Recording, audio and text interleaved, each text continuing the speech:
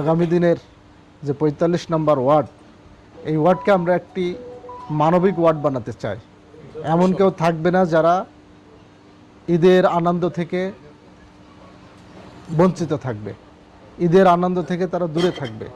এটা আমরা করতে দিব না। আমরা চেষ্টা করব প্রত্যেকের পাশেই দাঁড়ানো, যারাই অসহায় এবং সুবিধা বঞ্চিত, যারাই মানে ঈদের আনন্দ ভাগাভাগি করে নিতে পারছে না, আমরা তার পাশে থাকার জন্য চেষ্টা করব। এখনও থাকব, ভবিষ্যতে থাকবে ইনশাআল্লাহ।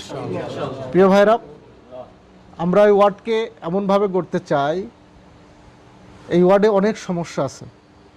আমরা সামান্য কিছু ব্যবস্থা করেছি, কিন্তু আমাদের উচিত ছিল যাদের যাদের সমস্যা তাদেরকে খুঁজে খুঁজে বের করা, বের করে রাতের অন্ধকারে দেয়া, গোপনে দেয়া, বাড়িতে পৌঁছে দেয়া। এটা আমি আগামী দিনে চেষ্টা করবো ইনশাল্লাহ। আপনাদেরকে আমি আর কষ্ট দিব না।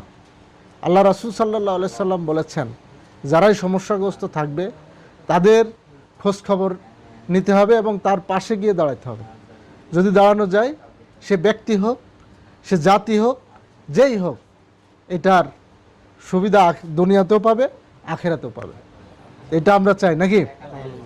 এবং আল্লাহ রাব্বুল আলামিনও যারা এই সমস্ত কাজে জড়িত থাকবে, এই সমস্ত কাজ করবে, মানুষের জন্য কাজ করবে, মানুষের সমস্যার জন্য কাজ করবে, মানুষের সমস্যার সমাধানের জন্য কাজ করবে, আল্লাহ তাআলা তাদের পাশেই থাকেন।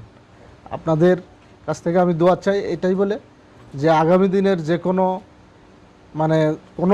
যদি আমাদের কাছে সরকারের পক্ষ থেকে হোক, অন্যান্য সংস্থার পক্ষ থেকে হোক, বা আমাদের সাধ্যমতো আমরা চেষ্টা করে হোক, আপনাদের পাশে ইনশাআল্লাহ আমরা থাকবো। আল্লাহ তাআলা আমাদেরকে কবুল করুন।